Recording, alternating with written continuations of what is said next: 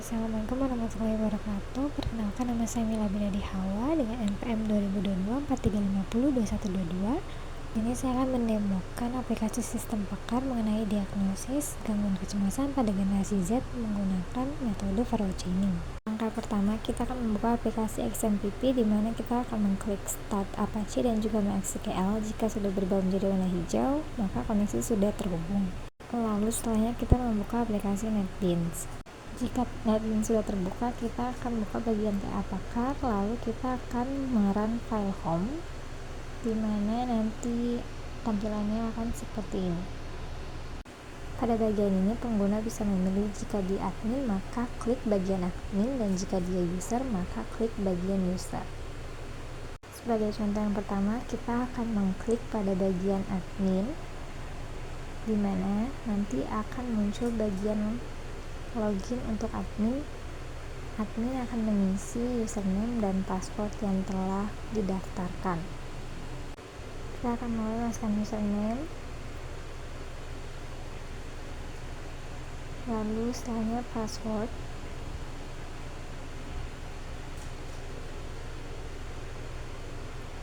lalu klik bagian login.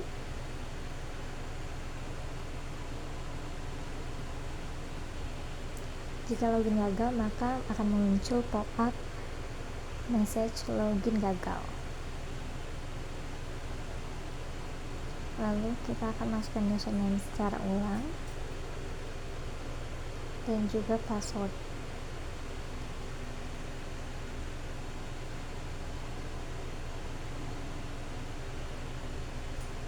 Jika login berhasil, maka akan ada pop-up login berhasil. Kita klik OK, lalu akan muncul di bagian menu atau dashboard admin. Di sini dashboard adminnya ada informasi mengenai data gejala, data diagnosa, dan data rules yang terdapat dalam sistem pakar. Lalu kita akan mulai di bagian data gejala. Kita akan mengklik bagian data gejala, maka yang akan keluar akan ada terdapat inputan ID gejala dan nama gejala, serta tabel dan button lainnya. Data gejala di sini terdapat 53 data gejala. Kita akan mencontohkan untuk menginput ID gejalanya G54, lalu kita akan masukkan nama gejala.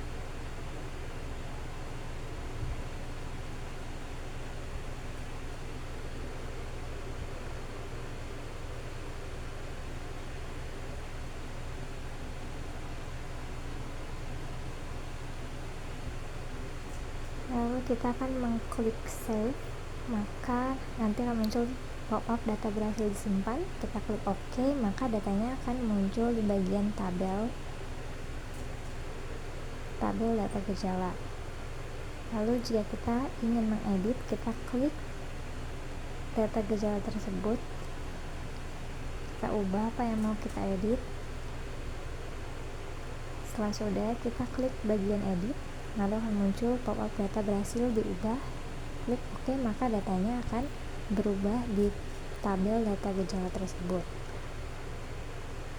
Lalu jika kita ingin menghapus data tabel tersebut, kita klik bagian yang kita hapus, lalu kita klik delete, hapus, ada pop-upnya, nanti kita klik yes, maka data akan terhapus dari tabel. Lalu jika kita ingin melakukan pencarian data, maka kita klik bagian kotak samping cari, kita klik data yang mau kita cari, misalkan G43, kita klik cari, lalu akan muncul datanya yang telah kita cari. Selanjutnya kita akan ke bagian data diagnosa. Kita klik data diagnosa, maka akan muncul data yaitu ID diagnosa, nama diagnosa, deskripsi gangguan. Di sini masih sama seperti data gejala tadi, ada button save, edit, delete, dan pencarian.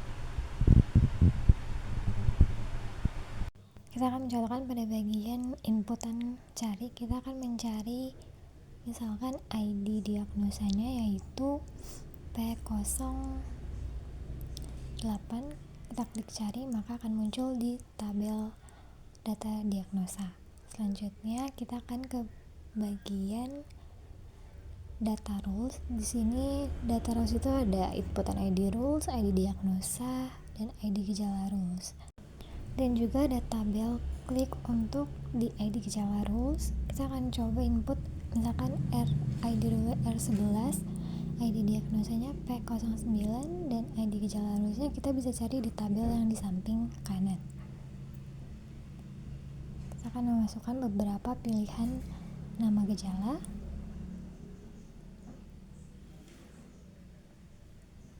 Lalu setelah kita akan save, dan itu akan muncul di tabel data rules yang di bawah.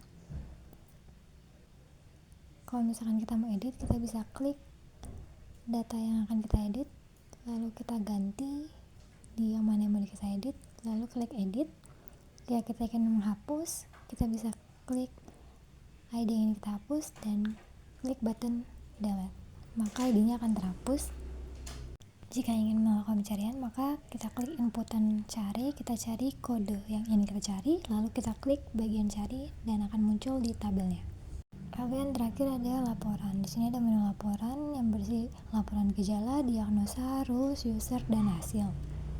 Di sini admin bisa menggunakannya untuk melakukan pencetakan laporan, yaitu caranya dengan mengklik salah satu dari kelima button tersebut yang akan ingin admin cetak. Misalkan kita ingin mencetak laporan gejala, maka yang muncul yaitu data-data tentang laporan gejala seperti yang ada di layar. Jika admin ingin memprint, maka bisa klik bagian print, lalu akan muncul untuk bisa di-download melalui PDF.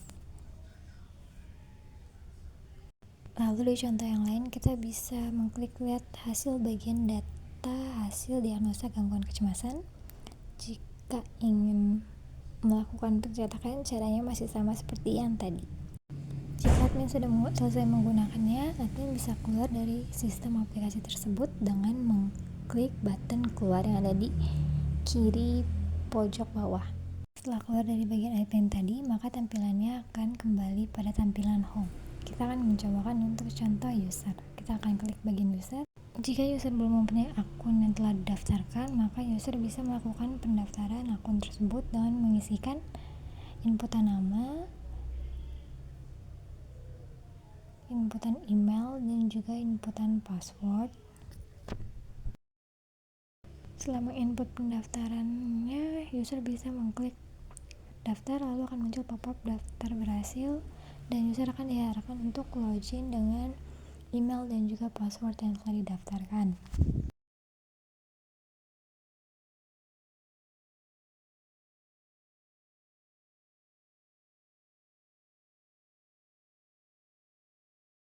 Jika sudah mengisi email dan juga password, user bisa klik login dan akan muncul pop-up login berhasil, lalu user akan diarahkan ke menu ruang tunggu yang berisikan mulai cek gangguan, deskripsi, dan juga logout. Di sini kita akan mencoba di bagian deskripsi terlebih dahulu. Di sini akan muncul yaitu tentang apa itu gangguan kecemasan atau mengenai informasi tentang gangguan kecemasan. Jika user ingin kembali ke menu utama, maka user bisa mengklik bagian back di pojok bawah kanan, lalu akan muncul ke menu utama. Lalu selanjutnya kita akan melakukan pengecekan diagnosa dengan mengklik mulai cek gangguan. Lalu kita akan pindah ke halaman selanjutnya, lalu klik mulai diagnosa, dan user akan diarahkan untuk mengisi data terlebih dahulu, yaitu nama, usia, dan juga jenis kelaminnya. Jika sudah, user bisa melakukan next. Lalu selanjutnya akan ada di halaman diagnosis user. Di sini ada beberapa nama gejala. Cara pemakaiannya, user bisa memilih gejala yang sedang dialami dengan mencentang di kotak sebelah kanan.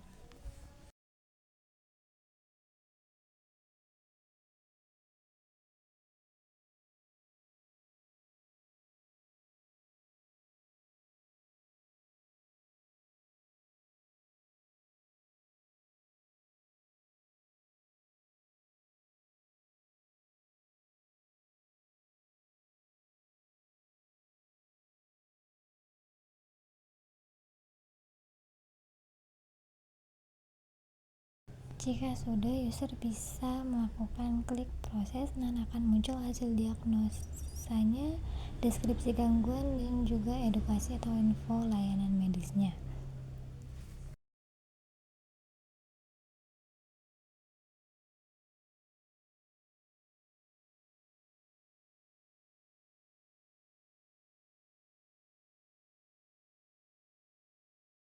Setelah hasil dan juga deskripsi gangguan serta informasi layanan medisnya sudah ada, user bisa melakukan pencetakan hasil dengan mengklik button cetak.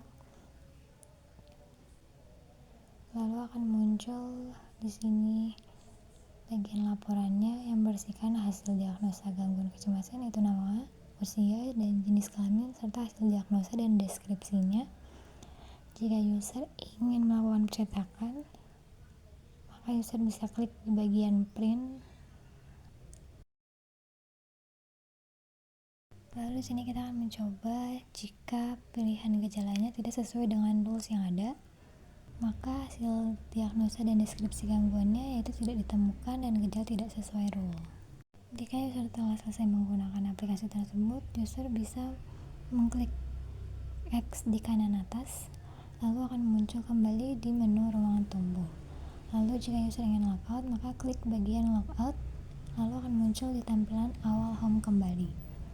Sekian penjelasan dari saya mengenai aplikasi sistem pakar diagnosis gangguan kecemasan. Kurang lebihnya mohon maaf. Wassalamualaikum warahmatullahi wabarakatuh.